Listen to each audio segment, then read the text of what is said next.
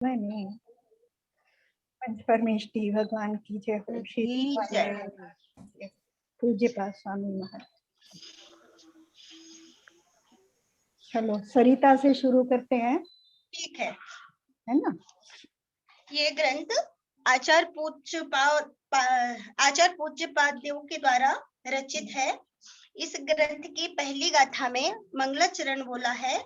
उन्होंने मंगलाचरण का आरंभ करते हुए आचार्य देव ने उन सिद्ध परमात्मा का वर्णन किया है जिन्होंने अपने सारे कर्मों को अभाव करके परमात्म पद को प्राप्त कर लिया है। उन सिद्ध परमात्मा को मंगलाचरण में नमस्कार किया गया है। फिर दूसरी गाथा में निमित्त उपादान अगर उन्होंने बताया कि निमित्त उपादान है और सुख काल द्रव्य क्षेत्र और भाव है तो जीव अपने स्वस्वरूप में स्थापित हो सकता है। फिर तीसरे पद में उन्होंने अपने शिष्य को व्रतों की सार्थकता के बारे में बताया है।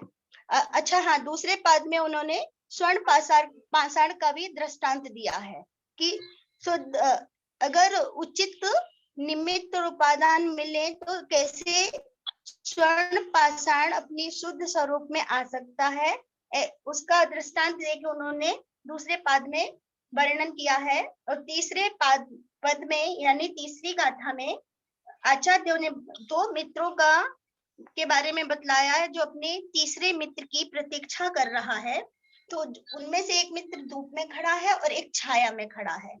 तो जो धूप में खड़ा है तो उसके भाव आकुल व्याकुल होंगे और जो छाया में खड़ा रहेगा तो उसकी कसायों की मंदता रहेगी। तो जिसके परिणाम आकुल व्याकुल हैं तो उसकी दुर्गति की संभावना बहुत ज्यादा रहती है, यानी वह दुर्गति को प्राप्त हो सकता है।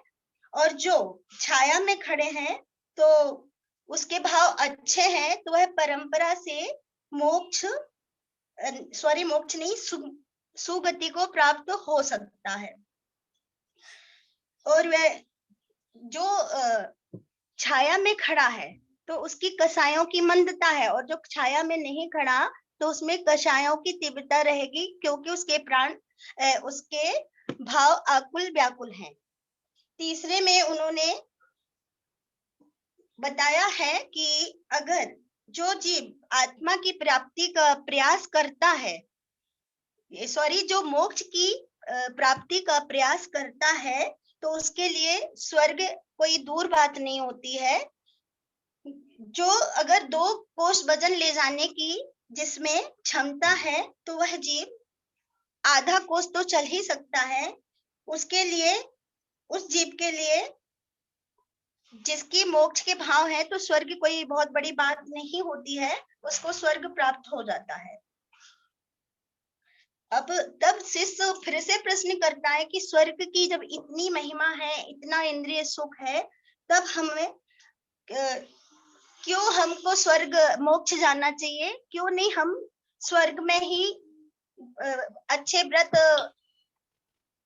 वगैरह पालन करके हम क्यों नहीं स्वर्ग में रहे? तब वह बोलते कि तब आचार्य देव फिर से समझाते हुए कहते हैं कि इंद्रिय सुख दुख और ये देह में जो सुख दुख है ये मात्र एक भ्रम है, अंत में ये आकुलता देने वाले भी हैं। तब शिष्य का प्रश्न होता है कि मान लो ये सुख दुख है और कल्पना मात्र है और भ्रम है, तब हम क्यों नहीं आत्मचिंतन करते हैं? क्यों नहीं हम आत्मचिंतन कर पाते हैं? तो अभी हम पूरा इसको अभी हमने साइड में बताया, अब हम विस्तार से 2 गाथाओं के बारे में बोलेंगे। तो पहले हम इसका उच्चारण करेंगे। मोहेन संवृत्तम ज्ञानम स्वभावम लभते नहि मत्तः पुमान पदार्थानां यथा मदन क्रोध वै। अब इसके अर्थ हैं मोहिन यानी मोह से या मोह के द्वारा, संवृत्तम ज्ञान यानी जो ज्ञान ढका हुआ है, स्वभावम मतलब आत्मा का स्वभाव, नहीं लपते यानी निश्चय से नहीं जान पाता, यथा यानी जैसे, मदन यानी नशीले, और क्रोधवे यानी एक प्रकार का फल या बीज जिसमें नशा हो, जिसको खा लेने से व्यक्ति को नशा हो जाता है। मत्तः मतलब मतवाला या मूर्छित।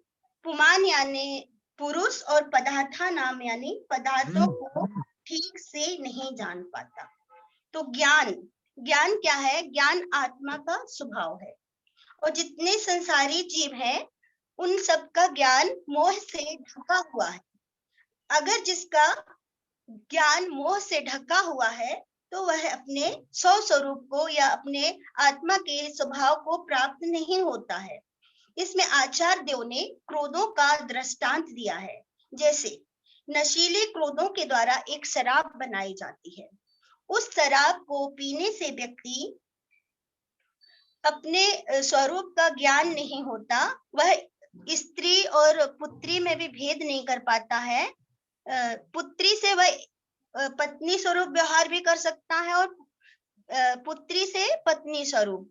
और जब उसका नशा उतरता है, तब उसको अपने स्वरूप का ज्ञान होता है, तो उसको मालूम होता है कि ये गलत है।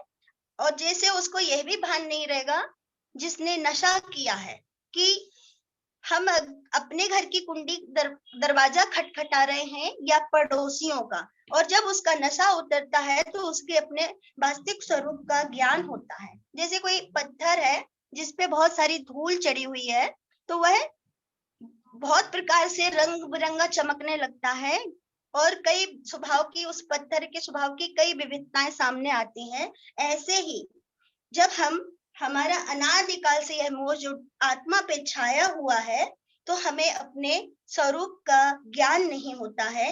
अगर हमारा ज्ञान मोह से ढका हुआ है, तब हमें अपने सच्चे स्वरूप का ज्ञान नहीं होता है, और हम आत्म तत्व को प्राप्त नहीं कर पाते हैं।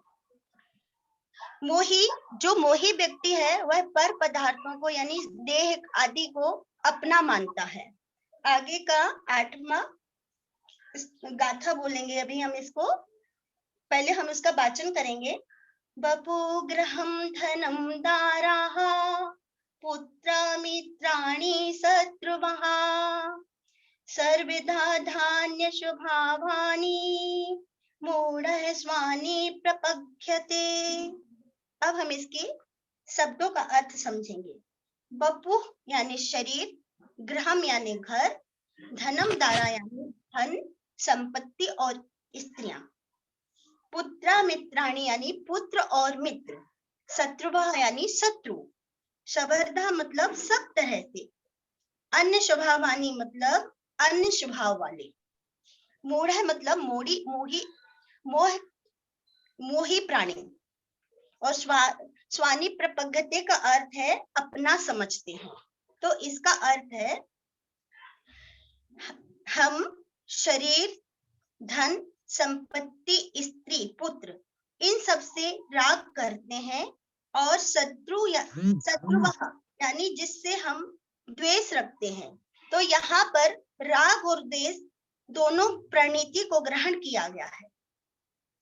ये जितने पदार्थ हैं ये सारे अन्य स्वभाव वाले हैं, मतलब ये सब आत्मा से भिन्न हैं जिन्हें हम अपना मान रहे हैं।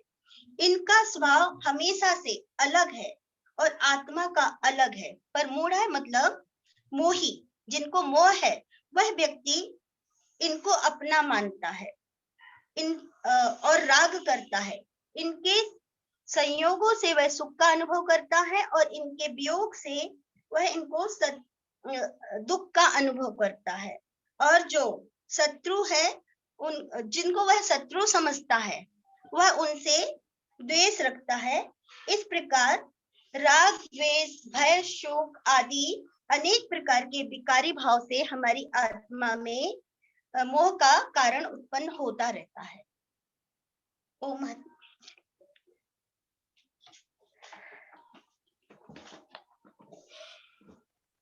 हो गया? हाँ चलो, अच्छा था। और लेकिन एक चीज है, आगे जो लोग करेंगे, हाँ एक तो मतलब जब हम प्रसंग लेंगे, है ना, जब हम हाँ प्रसंग लेंगे अगर हमारे पास बहुत टाइम है तब तो हम डिटेल में लेंगे, और अगर जब हम किसी को बताएंगे तो जो हमारा विषय कंटिन्यूस चल रहा अच्छा, है उससे पहले का बस थोड़ा विषय लेंगे, है ना। ठीक। और जो उसका भाव है ना, अब मान लो हम जानते तो बहुत कुछ है ना, जानते हम बहुत कुछ है, लेकिन कोशिश करेंगे उसके भाव के अंदर रहे, है ना।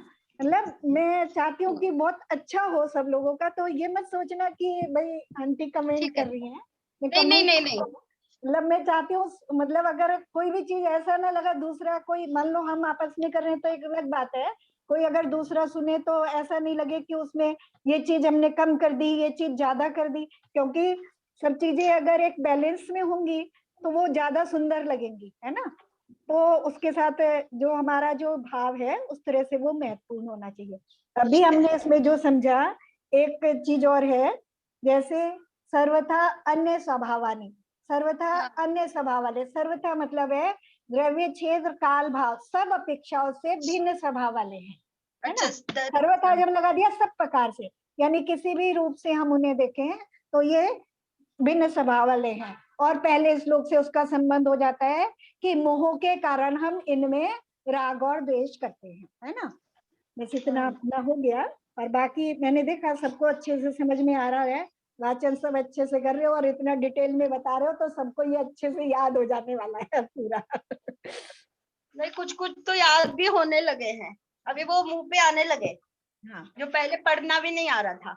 हाँ, क्या है दरअसल ना, इसके सब श्लोक इतने ज्यादा सुंदर है, मुझे पता याद करने में, मैं अपनी बात कर रही हूँ कि याद सारे हैं जैसे, लेकिन क्या होता है इसमें जो चीज हमें ज्यादा पसंद है ना, मान लो कोई पंक्ति हमें बहुत हमारे भावों से मेल खा रही है ना, तो वो क्या होता है जब हम कोई श्लोक याद करते हैं तो वो बीच में आ जाती है और उसका कंटिन्यूशन बिगड़ जाता है। मतलब जो लोग याद कर रहे हो उन्हें भी समझ में आया होगा, है ना। जैसे कोई पंक्ति हमें पसंद, मतलब बहुत वो हमारे दिमाग में बहुत घूम रही है, वो हमें बहुत जम गई है, या कोई श्लोक हमें बहुत जम गया है, तो हम याद करेंगे तो आगे पीछे घूम के वो आ जाता है, तो उनका क्रम छूट जाता है। नहीं, वो पूरे दिन उसका वो रहता है, मन में चलता रहता है, वही वही वही वही जो अच्छा लगता है ना, तो वो मन में चलता रहता है। चलो अब चलें आगे, अपने विषय को वहीं ले चलते हैं। 46-47 हमारे हो गए थे, नहीं 44-45 हुआ था ना। 45 हुए थे। हाँ 45 तक अपना हो गया था, आज 46 होगा, है ना। तो 44-45 का थोड़ा सा रिवीजन करके फिर हम 46-47 पे चलेंगे, ठीक है। कंप्लीट होने वाला है, 2 क्लासों में कंप्लीट हो जाएगा अपना। फिर जो हम रिवीजन करेंगे तो फिर 2-2 3-3 लोग तैयार करके आएंगे, है ना। तो 2-2 श्लोक सब तैयार करके आएंगे तो अपना फिर रिवीजन हो जाएगा अच्छे से, है ना। तो क्योंकि फिर और फिर उसमें जो रहेगा बताने के लिए। और अगली बार कौन करके आ रहा है? मैं करके आऊं? हाँ मैं करूं? हाँ, जिसने नहीं किया है वो करके आएगा पहले, है ना। ठीक है। हाँ, हाँ, तुमने कर लिया? इसके बाद आंटी मेरा नंबर, नहीं मैंने नहीं बॉबी किया। के बाद। हाँ ठीक है, बॉबी का, फिर आगे बरखा का। आंटी सभी का ही बताना जरूरी है क्या, ऊपर से नीचे तक जैसा भी आंटी दीदी ने बताया? नहीं मैंने बताया ना, उससे पहले के जैसे हम पढ़ते चलते ना, उससे पहले क्या विषय चल रहा है बस, जी है जी, ना, उतना बताना जरूरी है ना। ठीक है, क्योंकि हाँ बाकी, क्योंकि इतनी बार हमने पढ़ लिया है ना, तो बाकी सब याद तो हो गया सबको, लेकिन हम क्या बता रहे हैं उससे पहले हम उसे विषय को कनेक्ट जरूर करेंगे, है ना। जी जी ठीक है, चले जी। 46 नंबर पहले देखते हैं। अविद्वान 44 नंबर, सॉरी मेरे दिमाग में आज 46 घूम रहा है। 44 नंबर पे आ जाते हैं। अगच्छन् तद्विशेषाणाम् अनभिज्ञश्च जायते, अज्ञातत् विशेषस्तु बध्येन विमुच्यते। हमारा विषय चल रहा था योगी योग परायणः, है ना। जो योगी योग में लगा हुआ है और वेद विज्ञान की जिसकी अवस्था चल रही है, बाहरी द्रव्यों से उसका नाता छूटने लगा है और आत्म तत्व में उसकी स्थिरता बढ़ रही है, तो उसकी स्थिति कैसी हो जा रही है ना। तो यह कह रहे हैं अगच्छन् तद विशेषानाम, अगच्छन् नहीं जानता हुआ। तद विशेषानाम उनकी, तत् विशेषानाम उनकी विशेषताओं को, यानी किसकी विशेषताओं की बात कर रहे हैं? जितने भी बाहरी द्रव्य हैं और अपना शरीर इत्यादि है, जिसको उसने अपने से भिन्न अनुभव कर लिया है, उन सब की विशेषताओं को न जानता हुआ, यानी उनके संबंध में विकल्प न करता हुआ, अनभिज्ञश्च जायते, उनसे अनभिज्ञ हो जाता है। कैसा हो जाता है? अनभिज्ञ, अनजान हो जाता है। ऐसा हो जाता है कि उनको जानता ही नहीं है ना। अज्ञात, अज्ञात तद विशेषस्तु, और उनसे अनजान बना हुआ, अज्ञात मने उनसे अनजान हुआ, उनको नहीं जानता हुआ, तत् विशेषस्तु, तद उनकी विशेषताओं को, यानी उनकी जो विशेषताएं हैं कि कैसा है, क्या है, ये हमने पढ़ा था ना, क्या है, कैसा है, कहाँ किसका है, कहाँ से आया, ऐसे जिसको विकल्प नहीं है, बध्यते नः, वह कर्म से नहीं बंधता है, विमुच्यते, छूट जाता है। देखो, ये आचार्य पहले भी इस बात को 2-3 बार कहा है। पहले कहा था परिचय आद्य, परिचय आदि को नहीं जानता हुआ, है ना, अविज्ञान, परिचय आदि को नहीं जानता हुआ, तो उन परिचयों को नहीं जानता है, तो जो उसके ऊपर उपसर्ग परिचय हो रहे हैं, उनसे अनजान बना, आत्म ध्यान में लगा रहता है। वहां भी क्या है, फिर ये स्वदेहम अपनी न अवैति, अपने शरीर को भी नहीं जानता है। एक और 36 नंबर शायद श्लोक है, एक बार और उन्होंने कहा था, यानी 2-3 बार कहा है, तो बात कर रहे हैं नहीं जानने की, है ना, नहीं जानने की बात कर रहे हैं। किसको नहीं जानना? कि जिसको जानना है उसको जानना है, और जिसको नहीं जानना उसको नहीं जानना, क्योंकि जिसको हम जानते हैं उससे संबंधित हमें विकल्प होते हैं, और उसी से संबंधित हमें राग द्वेष होते हैं। बार बार जब आचार्य इस बात को कह रहे हैं तो हम उस बात को अच्छे से समझें, और अपने जीवन में उदाहरण भी हम देख सकते हैं। मान लो, जैसे मान लो कोई हमारे सामने हमारे साथ बुरा व्यवहार कर रहा है या हमारी बुराई कर रहा है ना, जब हम उसको जान रहे हैं तो हमें उससे संबंधित विकल्प होते हैं, है ना, हमें बुरा लगता है, उससे संबंधित हमारे विकल्प होते हैं, बहुत तरह के विकल्प होते हैं, है ना। अपने संबंधित विकल्प आएंगे कि हम इसके साथ ऐसे करते हैं, उसके संबंधित विकल्प आएंगे कि वो ऐसा करता है, बहुत सारे विकल्प होंगे। लेकिन अगर हमारे पीठ पीछे कोई बुराई कर रहा है ना, पीठ पीछे कोई बुराई कर रहा है और वो मेरे जानने में नहीं आ रही है, मैं उसको नहीं जान रहा हूँ, तब मुझे उससे संबंधित कोई विकल्प नहीं होते, है ना। तो इस तरह जो मेरे लिए उपयोगी नहीं है, मैं उससे अनजान बनने का पुरुषार्थ अगर करूंगा, तो लौकिक में भी जो मेरे लिए उपयोगी नहीं है, उससे नहीं जानने का अगर मेरा पुरुषार्थ होगा कि मुझे उसे जानने की कोई जरूरत नहीं है, क्यों जानूं मैं, तो मेरे विकल्पों में कमी आएगी, और विकल्प कम होंगे तो मेरे अंतर में कषायों की मंदता होगी, राग द्वेष की उत्पत्ति कम होगी, और मैं शांति का अनुभव कर पाऊंगा। बहुत ऊपर की स्थिति हो जाती है जब हम उस विषय को अच्छी तरह से समझ लेते हैं, तो जानने में आते हुए विषय भी, जैसे केवल ज्ञानी को सब जानने में आ रहा है, लेकिन अब वो वहां उस अवस्था में पहुंच गए हैं कि वो उनको अब विकल्प उत्पन्न नहीं करते, है ना। तो ऐसे ही जो बहुत ज्ञानी हो गए लौकिक में भी, जो उस मार्ग पे चल पड़े हैं, जिन्होंने पूरी तरह से भेद विज्ञान कर लिया है, और अब उनके जानने में कुछ आ भी रहा है, लेकिन वो ये जानते हैं कि ये मेरे लिए प्रयोजनभूत नहीं है, तो वो अपने कार्य को ही, जो कार्य उन्हें करना है उसी को संपन्न करने में लगे रहते हैं, यानी उसको जानते हुए भी नहीं जानते हैं, जानते हुए भी नहीं जानते हैं। जैसे हमने पढ़ा था ना कि जाते हुए भी नहीं जाता है, बोलते हुए भी नहीं बोलता है ना। इसी तरह से इसको जैसे, कैसे उदाहरण से ले इसको, हाँ, जैसे मोदी जी का उदाहरण ले लें, है ना। अभी मोदी जी हैं तो उनके बारे में हम कितनी चीजें देखेंगे, कितना उनको रोज कितने ऐसे मिलेंगे जो उनकी बुराई करते होंगे, है ना, वो उनके पास भी पहुंचती होंगी ना। अगर वो उन बुराइयों को ही जुटवाने में और समेटने में लग जाए, तो क्या जो वो कार्य कर रहे हैं वो कर पाएंगे? क्योंकि इतना रोज मिल रहा है, रोज नियम से जितना उनको मिल रहा है, और जिस तरह हम उनके बारे में जानते हैं कि वो इतना काम करते हैं, देखते भी हैं, आज इसके साथ मीटिंग कर रहे हैं, आज इसके साथ ये हो रहा है, आज ये हो रहा है, आज ये हो रहा है, तो उस तरह से तो जो करना है उसको नहीं कर पाएंगे। तो जो हो रहा है उसको हम, अगर हमारे जानने में भी आ रहा है और हम ये जान लें कि वो मेरे लिए अनुपयोगी है, उसका मेरे लिए कोई फायदा नहीं है, तो मैं उसको क्या करूं, एक तरफ से सुनूं और एक तरफ से निकाल दूं, और अपना जो मेरे लिए उपयोगी है उसमें ही मैं रत रहूं, है ना। इतना तो हमारे लिए भी संभव है, इतना तो हम भी पुरुषार्थ कर सकते हैं कि जिसको जानने से मेरे अंदर में राग द्वेष की वृद्धि होती है, कषाय की वृद्धि होती है, उसको मैं अब उससे अपने आप को अलग करने का पूरा पुरुषार्थ करूं। ठीक है। अब पर ये बहुत मुश्किल है, आप बोल रहे सरल है, नहीं इतने है विकल्प आते हैं नहीं तो है, ऐसा क्या लगता है कहाँ है नहीं, मुश्किल? अभी मैंने मुश्किल नहीं उदाहरण है, दिया बट ना। अब तो ये और आने लगा कि इतने आकुल व्याकुल परिणाम है, कौन सी गति का बंद कर रहे हैं, ये क्यों हो रहा है, बहुत सारे विकल्प और चलने लगे। और किस किस को लग रहा है कि मुश्किल है?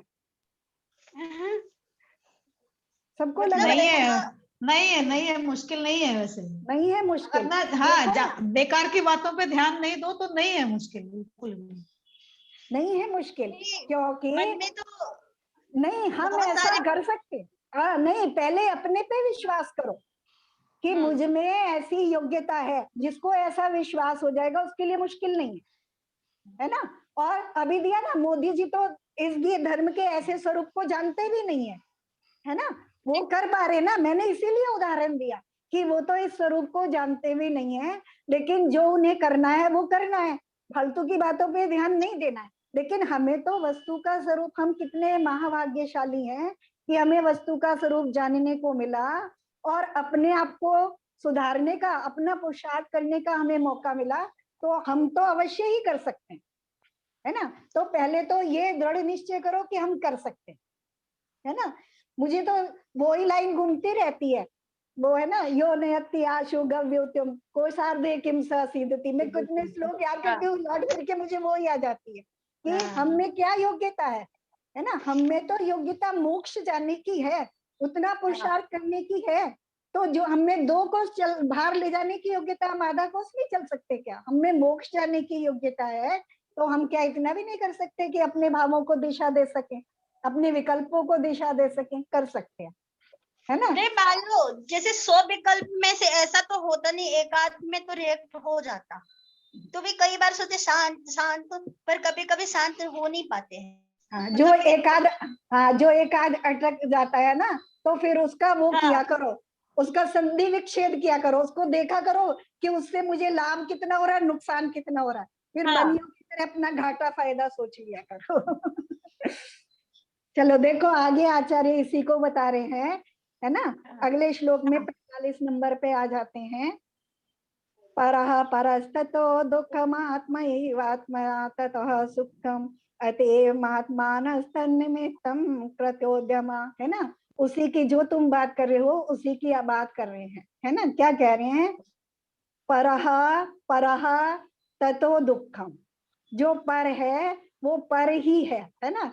दूसरा ही है, जो दूसरा है वो दूसरा ही है, और उससे दुख ही होता है। और आत्मा एव आत्मा तथा सुखम, आत्मा ही आत्मा है, मैं आत्मा ही मैं स्वयं हूँ, उसी से सुख है। अतएव इसलिए जो महात्मनः, जो महान आत्माएं हैं, उन्होंने तन्निमित्तम, उसके लिए ही, अपनी आत्मा के लिए ही क्रतो उद्यमा, उद्यमशील हुए हैं, है ना। अब यहाँ तो जो अटक जाए उसका ऐसे विश्लेषण कर लो कि वो पर है कि मैं हूं, है ना, या अपना है। वैसे भी हम लौकिक में भी कहते हैं ना, बड़े आराम से कहते हैं अपने अपने होते हैं, पराये पराये होते हैं। वहां तो हम बड़े अच्छे से भेद कर लेते हैं, है ना। तो यहाँ भी, क्योंकि हमें अपना कल्याण करना है, अपने आप को सुखी करना है, वर्तमान में भी सुखी करना है। ऐसा नहीं है कि अभी हम ये कह दें कि हम मोक्ष नहीं जा सकते। मोक्ष नहीं है तो मोक्ष मार्ग तो है ही। जब मोक्ष था, जब चौथे काल में, क्या हम यहाँ नहीं थे, है ना। तब भी हम यहीं थे, कहीं थोड़ी ना चले गए थे। तब भी हमने पुरुषार्थ नहीं किया, लेकिन मोक्ष मार्ग अभी भी है, और हम अभी चलना चालू करेंगे तो अभी भी हम मोक्ष ही जाने वाले हैं, और कहीं नहीं जाएंगे अगर मोक्ष मार्ग पे चलेंगे तो जो पर है यानी वहां जो अटक रहा है, कोई विकल्प अगर अटक जाए, कोई बात अटक जाए, कोई घटना अटक जाए, तो वो पर है, उसका संबंध पर से है या मुझसे है ना। तो वहां भेद विज्ञान करूं मैं, और उससे फिर वो मेरा नहीं है, उससे मेरा कोई संबंध नहीं है, शरीर संबंधी है, धन संबंधी है ना, पुत्र मित्र संबंधी है, पति पत्नी संबंधी है, संसार संबंधी है ना, कोई भी संबंध है वो सब पर हैं, उनसे मेरा कोई प्रयोजन नहीं है, उनसे मुझे दुख ही होने वाला है। तो हम उसको इस प्रकार से सोच करके उसको बाहर निकाल सकते हैं, है ना। आगे अब आचार्य इन 2 श्लोकों में इसी को बताने वाले हैं कि जो परह है वो पर है, तो दूसरा है, उससे क्या नुकसान होता है, और अपना अपना है जो मैं स्वयं हूँ, वो मैं स्वयं हूँ, उससे मुझे कौन सा सुख होता है, 2 श्लोकों में आगे बताने वाले हैं, है ना। चले 46 नंबर पे आ जाए, हाँ। है ना। अविद्वान अविद्वान उद्गल द्रव्यम उद्गल द्रव्यम उद्गल द्रव्यम उद्गल द्रव्यम यो अभिनंदति यो विन्दति यो विनंदति यो विनन्दति तस्य तत् तस्य तत् न जातु जंतो न जातु जंतो न जातु जंतो न जातु जंतो सामीप्यम सामीप्यम चतुर्गतिषु मुंचति। चतुर्गतिषु मुंचति। बिल्कुल सरल है, शब्द पढ़ने में भी सरल है, अर्थ भी सरल है, और भाव वही है जो ऊपर कह आए हैं, है ना। जब उससे हम कनेक्ट करेंगे तो हमें भाव स्पष्ट हो जाएगा। ठीक है, पढ़ें। अविद्वान पुद्गल द्रव्यम यो विनन्दति तस्य तत्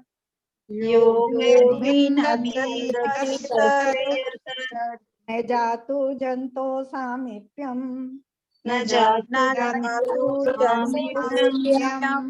चतुर्गतिषु मुंचति। चतुर्गतिषु मुंचति। अर्थ करते हैं। अविद्वान, अविद्वान जो विद्वान नहीं है, है ना। जैसे हिंदी में हम समझते हैं अविद्वान, विद्वान माने विद्वान, और अविद्वान उसका जो अपोजिट, यानी जो विद्वान नहीं है। जो विद्वान नहीं है वो कैसा है, चलो भाव बाद में देखेंगे, पहले अज्ञानी भी उसको हम कह सकते हैं। अविद्वान यानी अज्ञानी, या अविद्वान जो विद्वान नहीं है। पुद्गल द्रव्यम, पुद्गल द्रव्य का, पुद्गल द्रव्य हमें पता है, पुद्गल द्रव्य का यह शब्द है, तो वो संधि होती है तो यो हो जाता है, यह माने जो, है ना। जो किसके साथ लगा लेंगे, अविद्वान, जो अविद्वान यानी जो अज्ञानी, पुद्गल द्रव्यम पुद्गल द्रव्य का अभिनंदति, अभिनंदन करता है, यानी उसका आदर सत्कार करता है। अभिनंदन करना, आदर सत्कार करना होता है ना, उसी को महत्व देता है, उसी का आदर सत्कार करता है, उसी की सुरक्षा इत्यादि करता है। तस्य उसका, है ना, उस अज्ञानी का, तत् मने उससे, तत् पुद्गल द्रव्य के साथ लगाएंगे और तस्य अज्ञानी के साथ लगाएंगे। तत् उसका, वह न मने नहीं, जातु मने कभी भी, जंतु मने प्राणी का, है ना, कौन सा, अज्ञानी प्राणी, है ना। सामीप्यम जो समीपता है, चतुर्गतिषु चारों गतियों में, मुंचति छोड़ता, है ना। शब्द समझ में आ गए। अविद्वान अज्ञानी, उद्गल द्रव्यम उद्गल द्रव्य का, यह मने जो, अभिनंदति आदर सत्कार करता है, महत्व देता है, तस्य उसका, तथा मने वह, न मने कभी, जातु मने कभी भी, न मने नहीं, जंतु मने प्राणी या मनुष्य, सामीप्यम समीपता, चतुर्गतिषु चारों गतियों में, मुंचति छोड़ता है ना। अब अक्षर जरा क्रम से लगाने, है ना। यह अविद्वान जो अज्ञानी व्यक्ति, पुद्गल द्रव्यम अभिनंदति, पुद्गल द्रव्य का अभिनंदन करता है, आदर करता है। तस्य जंतु हो, उस प्राणी का, तत् पुद्गल द्रव्यम, वह पुद्गल द्रव्य, चारों गतिषु, चतुर्गतिषु, चारों गतियों में जातु कभी भी सामीप्यम न मुंचति, समीपता नहीं छोड़ता है ना।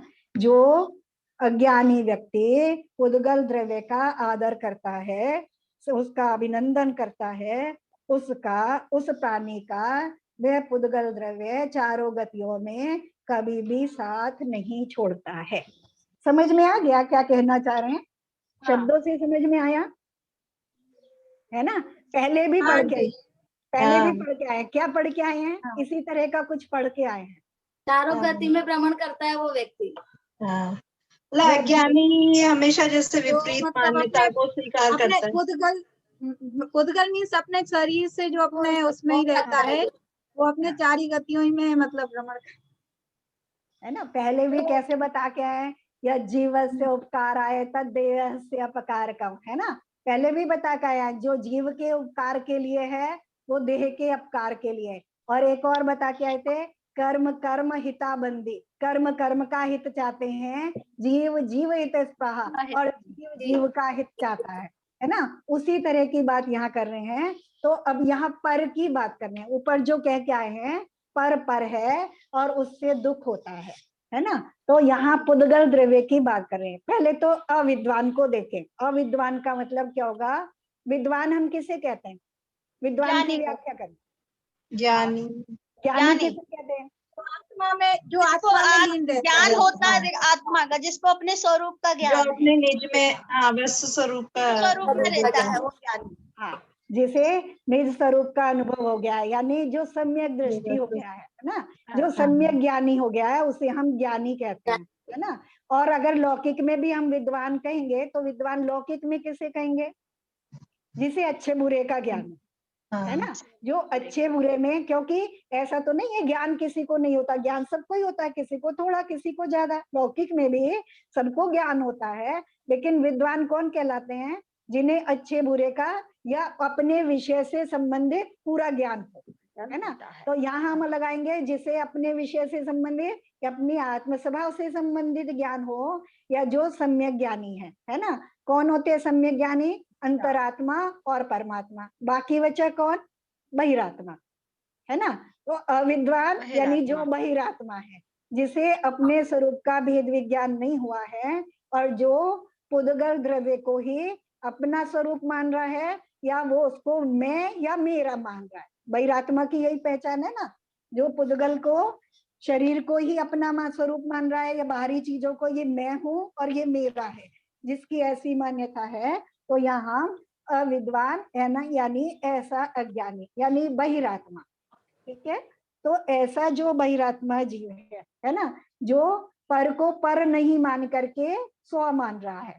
तो ऊपर से लगा रहे ना, परा परा ततो दुख, जो पर है उससे दुख ही होता है। तो ऐसा जो अविद्वान अज्ञानी बहिरात्मा जीव है, वो पुद्गल द्रव्य का अभिनंदन करता है ना। पुद्गल द्रव्य को महत्व देता है। किसको? पुद्गल द्रव्य में हम क्या लगा लेंगे? सब लगा लेंगे। शरीर भी उसमें आ गया, धन इत्यादि सब जितना आंखों से दिखाई दे रहा है, घर, मन, मकान, पुत्र, मित्र, स्त्री, शत्रु, सब उसमें आ गए, है ना।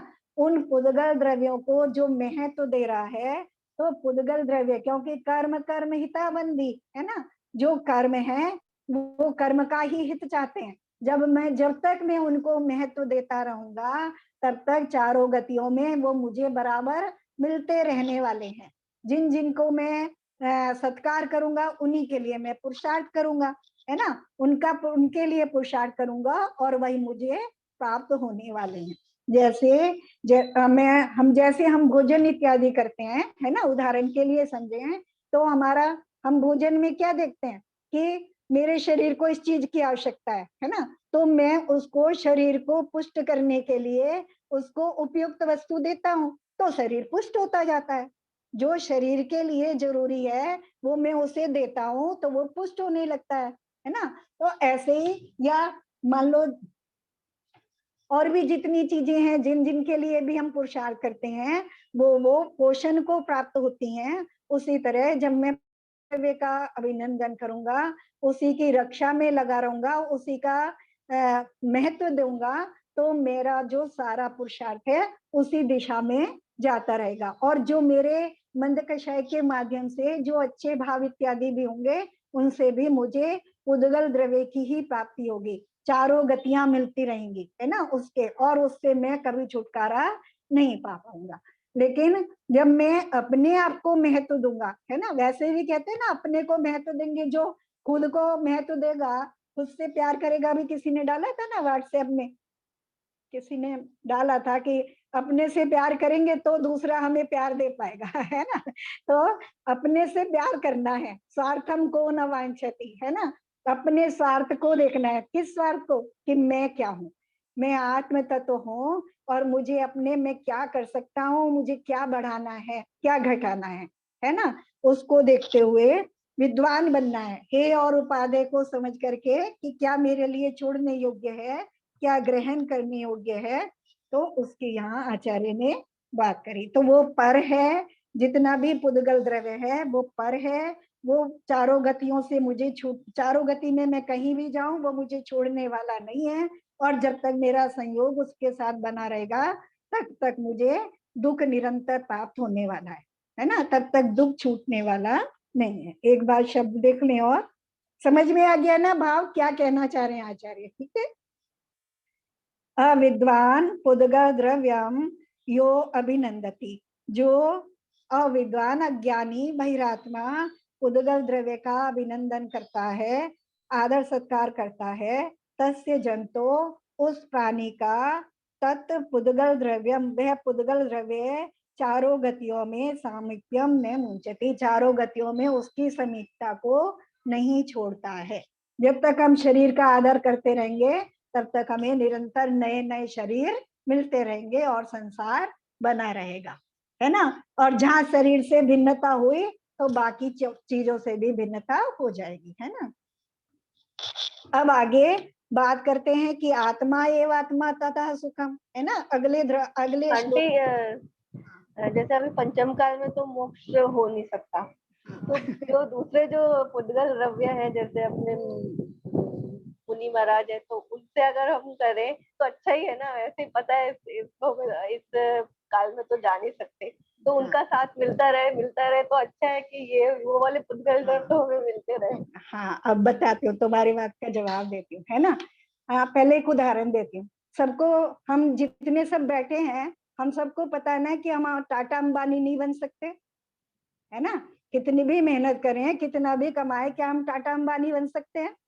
नहीं। सबको पता है, सबको निर्णय है ना इस बात का, है ना।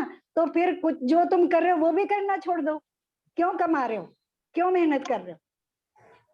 टाटा अंबानी नहीं बन सकते तो जो कर रहे हो वो भी करना छोड़ दो ना, है ना। ये तुम्हारी बात का जवाब है कि मोक्ष नहीं जा सकते, लेकिन जो कर सकते हैं वो कर रहे हैं ना, है ना। तो मोक्ष नहीं जा सकते, लेकिन ये सब कर सकते हैं, है ना। तो ये जो आचार्य हमें वही करने को कह रहे हैं जो हम कर सकते हैं। उन्हें भी पता है मोक्ष नहीं जा सकते, वो इसी काल में हुए हैं, है ना। तो लौकिक में तो हमें बड़े अच्छे से पता है, हमें पता है हम टाटा अंबानी नहीं बन सकते, फिर भी हम अपने पूरे पुरुषार्थ के साथ अपनी आवश्यकताओं को पूरा करने में जुटे हैं, आवश्यकताओं से भी ज्यादा संग्रह करने में जुटे हैं, है ना। और जबकि अब हमें ये पता है कि मोक्ष नहीं है, लेकिन हमें ये भी पता है कि मोक्ष मार्ग है ना। हमें पता है ना कि यहाँ तक 7वें गुण स्थान तक जा सकते हैं, मुनि बन सकते हैं, व्रतों को धारण करके स्वर्गों तक जा सकते हैं। आचार्य ने ये बात पहले ही बता दी है, अच्छे से समझा के आए, है ना। तो अब सोचना, अब प्रश्न करना अपने आप से कि मोक्ष तो नहीं है, तो क्यों ना यही सब में लगे रहे, है ना। यही सब में लगे रहे तो क्या होगा। आचार्य तो हमारा भला ही बता रहे हैं कि भले ही मोक्ष न जाओ, लेकिन मोक्ष मार्ग है। मोक्ष मार्ग यहाँ से हम चलना शुरू करेंगे तो थोड़ा सा ये है कि, और जब फिर अगर देखें तो चौथे काल में भी हम यहीं थे। हम चौथे काल में नहीं थे क्या? उससे पहले नहीं थे क्या? पता नहीं कितने चौथे कालों में हुए होंगे, कितने विधि क्षेत्रों में हुए होंगे। तो तब क्या हमने कर लिया? तब भी नहीं किया। तब तो जा सकते थे, तब भी हमारे पास कुछ ना कुछ बहाने रहे होंगे, है ना।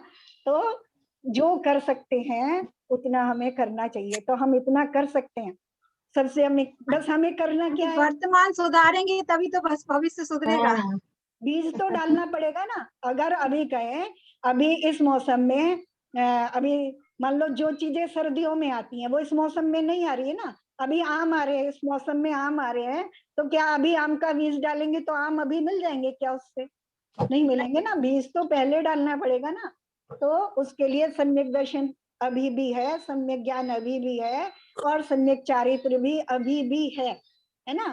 ये सब अभी भी है। पापों से अभी भी हम विरत हो सकते हैं, कषायों की अभी भी हम मंदता कर सकते हैं, है ना। और जिसके लिए अभी हम यहाँ भाग रहे हैं, उनको तो आचार्य पहले ही बताया है कि जितने थोड़े से सुख के लिए हम भाग रहे हैं, वो थोड़े से समय के लिए मिलने वाला, आधी तो बीत गई होगी। कम से कम सभी लोग उस जगह हैं कि जहाँ आधी बीत गई है। हमारी तो ज्यादा बीत गई है, आधी तो तुम लोगों की भी बीत गई होगी, है ना। तो और आधी बची है, और आधी में उसके लिए भाग रहे हैं। तो और यहाँ से अगर हम उनके लिए पाप कमा करके नरक में चले गए तो क्या होगा, है ना। तो इसलिए पापों से थोड़ा बचने की बहुत जरूरत है, कषायों की मंदता की बहुत जरूरत है। और उसका एक ही तरीका है, हम शरीरता से अपनी भिन्नता को भाषित करें और अपने निरंतर उठने वाले अपने विकल्पों को दिशा दें इस माध्यम। इतना छोटा सा ग्रहण अगर हम सिर्फ इतना ही जीवन में लागू कर ले तो बाकी और हमें कहीं जाने की और कुछ समझने की भी जरूरत नहीं है। ऐसा महान तुम्हारा संदेह था, कुछ क्लियर हुआ क्या? इसलिए मैं ये पूछना चाह रही थी कि जैसे अपन होता है ना, किसी मुनि महाराज से ज्यादा होता है, जैसे अभी आचार्य श्री है तो उनसे ज्यादा है, तो हम तो यही चाहेंगे ना कि अगले भाव में भी मुझे उन्हीं का ही साथ मिले। जैसे इसमें लिखा है ना, अभिनंदन हम करते हैं, तो मैं ऐसे पुद्गलों के लिए बोल रही हूँ कि जो अच्छे हैं, तो उनका सानिध्य हमेशा हमें अगले भाव में भी मिलता रहे, तो वो तो अच्छी चीज है ना। वो पूछना चाहिए। नहीं है, सबसे अलग कर रहे हैं, जब अपने शरीर से भी अलग कर रहे हैं। जो मैं हूँ वो अपने में पूर्ण हूँ, है ना। यहाँ कर रहे हैं आत्मा एव आत्मा, जो मैं हूँ उसी से सुख है ना। ये भी तो कर्म में आ गए फिर, है ना। हाँ, वो भी अगर तुम एक अपेक्षा से पहले अपने शरीर से राग और मोह किया तो ये वापस मिला। हाँ, अगर उस टाइम मतलब समझते तो शायद ऐसा देखो विरक्ति का भाव। देखो अभी क्या है, अभी मान लो, अभी देखो, अभी तुम उनका सामीप्य चाह रही हो, चलो उसी को देखें। अभी तुम उनका सामीप्य चाह रही हो, अभी तो वो यहाँ तुम्हारे पास है ना, है। तो अभी तुम सब छोड़ो ना, उनके पास जाके रहो, अगले भव की क्यों वांछा करती हो? अभी तो यहाँ है ना। सब छोड़ो और वहीं रहो। अगले भव में मैं उनकी वांछा कर रहा हूँ और अभी उपलब्ध है, तो अभी मैं क्यों नहीं जा रहा उनके पास? बताओ, तुमसे ही प्रश्न है अब मेरा, है ना। तो इसका मतलब मुझे अभी भी उनकी आवश्यकता नहीं है, और अगर मुझे आवश्यकता है तो जैसे अभी वो उस पे, जैसे व्हाट्सएप इत्यादि पे उपलब्ध है ना, ऐसे वो हर जगह उपलब्ध है। और जहां भी मैं जाऊं, मान लो स्वर्ग में जाऊं या कहीं और जाऊं, तो वहां मेरा ज्ञान उपलब्ध है। वहां मुझे क्या पता उससे भी ऊपर के आचार्य मिल जाए, है ना। मुझे क्या करना है, मुझे किसी की जरूरत नहीं, क्या पता मैं तीर्थंकर के पास पहुंच जाऊं। तो मुझे वांछा करने की, किसी भी वांछा की जरूरत नहीं है। जो मैं हूं, मुझे वांछा किसकी करनी है? अपनी करनी है ना। अपने को ही चाहना है, सोचना ही नहीं है कि मुझे तो हम कभी विकल्प नहीं आता इस तरह का कि हमें अगले भव में क्या चाहिए। क्यों आए ऐसा विकल्प? क्या चाहिए? कुछ भी नहीं। हमारे जो तो बहुत आता है कि अगले भव में भी जैन धर्म ही मिले, बस इसके लिए हम पुरुषार्थ करते हैं। जब हम इसमें लगे हैं तो अभी क्या कह रहे हैं कि जब हम जिसका अभिनंदन कर रहे हैं वो हमें स्वयं ही मिलने वाला है, तो उसे मांगने।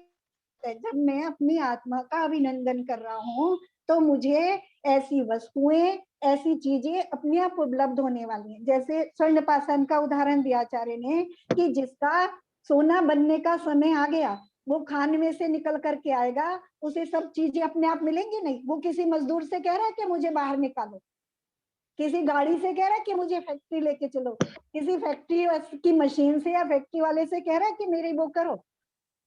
अपने आप होगा स्वयं। तो बाकी सब स्वयं होने वाला है। मुझे क्या करना है, मुझे बस अपने स्वरूप का, आत्म स्वरूप को, उसको जानना है, उसको पहचानना है और उसी का अभिनंदन करना है, उसी में स्थिरता करने की कोशिश करनी है ना। बाकी विकल्प सब तरह के आते रहते हैं, फिर अपने को जब मार्ग मिलना होगा तो उनसे भी विकल्प मिल जाएगा, है ना। पहले में, क्योंकि यहाँ बहुत अच्छे से समझा के आए हैं कि जो पर है वो पर है ना।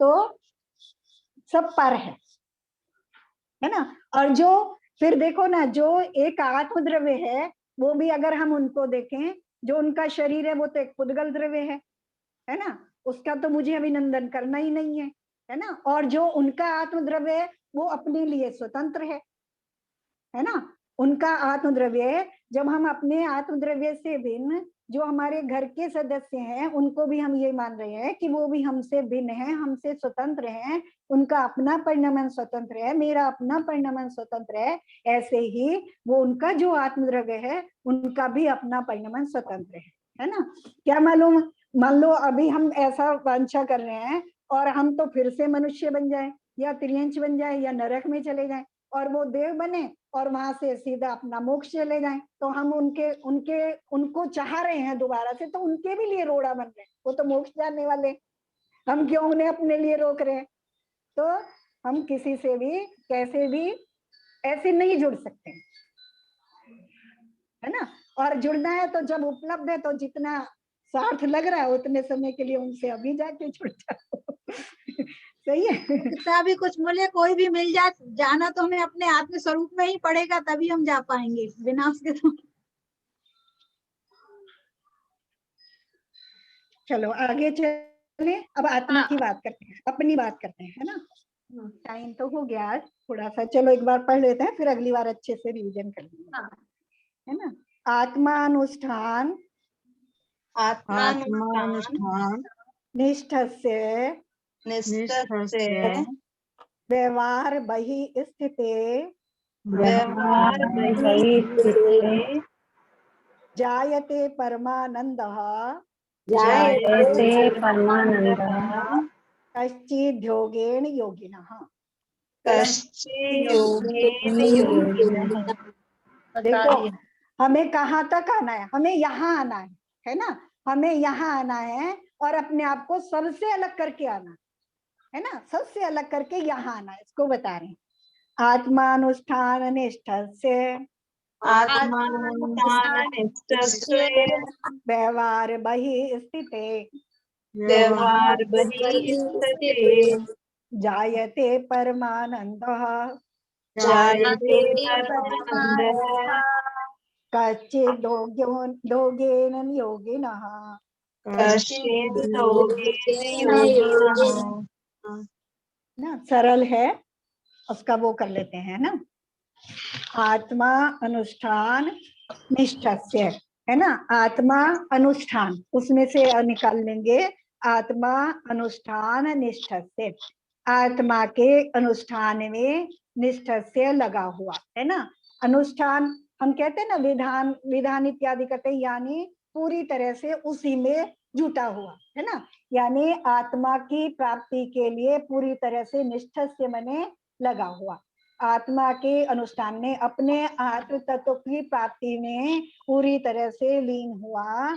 व्यवहार बहि स्थित, एक ये विशेषण दे दिया, दूसरा दे रहे हैं व्यवहार बहि स्थित, और व्यवहार से बाहर जो स्थित है ना। योगी की, अब हम कहाँ हमारी चर्चा चल रही है, योगी की बात चल रही है ना। जो योगी हैं वो कैसे हैं, आत्म अनुष्ठान निष्ठा से अपने आत्मा के अनुष्ठान में निरत हैं, लगे हुए हैं, है ना, तल्लीन है। और कैसे हैं, व्यवहार बहि स्थित, व्यवहार से बाहर स्थित है। व्यवहार यानी जितनी क्रियाएं हो रही है वो सब व्यवहार के अंतर्गत आ जाती हैं। मुनियों की भी जितनी क्रियाएं होती हैं, क्रियाएं जो होती हैं, व्यवहार भी दो प्रकार का, वो जो क्रियाएं होती हैं वो दो प्रकार की होती हैं, एक व्यवहार की क्रियाएं होती है, एक निश्चय की क्रिया होती है। तो व्यवहार की जो क्रियाएं हैं वो जैसे आहार के लिए आहार लेना है ना, और विहार करना, उपदेश इत्यादि देना, ये सब व्यवहार की क्रियाएं हैं, ये सब व्यवहार है। और उन सब को छोड़ करके जो सामायिक और ध्यान इत्यादि में जो सामायिक की क्रिया की जा रही है, सामायिक में बैठे हैं, ध्यान कर रहे हैं, है ना, वो सब निश्चय की क्रिया कही जाती है, यानी निश्चय को प्राप्त करने के लिए जो की जा रही है। ठीक है, तो व्यवहार बहिस्थित है, जो व्यवहार से बाहर स्थित है, यानी अब व्यवहार से परे होकर के किस में लीन है, निश्चय की क्रिया में लीन है ना। तो दो चीजें हो गई, आत्मा के अनुष्ठान में लगे हुए हैं, व्यवहार की क्रियाओं को भी जिन्होंने अब छोड़ दिया है, जायते उत्पन्न होता है क्या, परमानंद, परम आनंद, परम मतलब सर्वश्रेष्ठ उत्कृष्ट आनंद की उत्पत्ति होती है, कश्चित बने कोई, योगेन योगिन, योग के द्वारा, योगिन उस योगी को, योगी की बात कर रहे हैं, जो योगी आत्मा के अनुष्ठान में लगा हुआ है और व्यवहार से बाहर स्थित है, व्यवहार की जिसने आहार विहार और उपदेश आदि की क्रियाओं को भी जिन्होंने छोड़ दिया है, ऐसे उस योगी को योग से, है ना, योग तो हम समझते आए ना, योग का क्या मतलब है, शरीर मन वाणी मन वचन क्रिया, मन मन वचन काय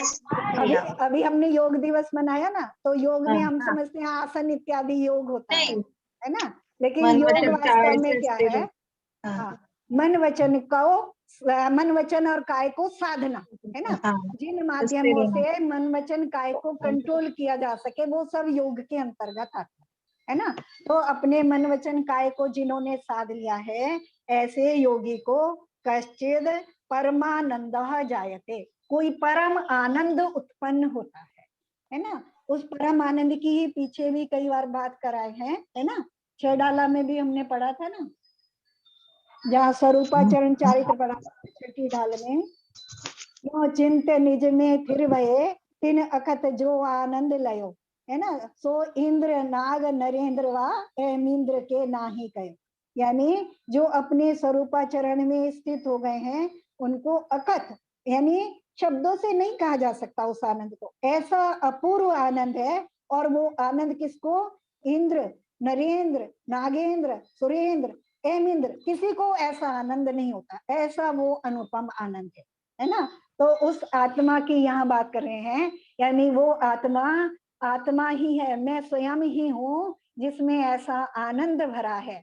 और वो आनंद कैसे मिलने वाला है, जब मैं अपना अभिनंदन करूंगा, है ना, तब मुझे वो आनंद की प्राप्ति होने वाली है।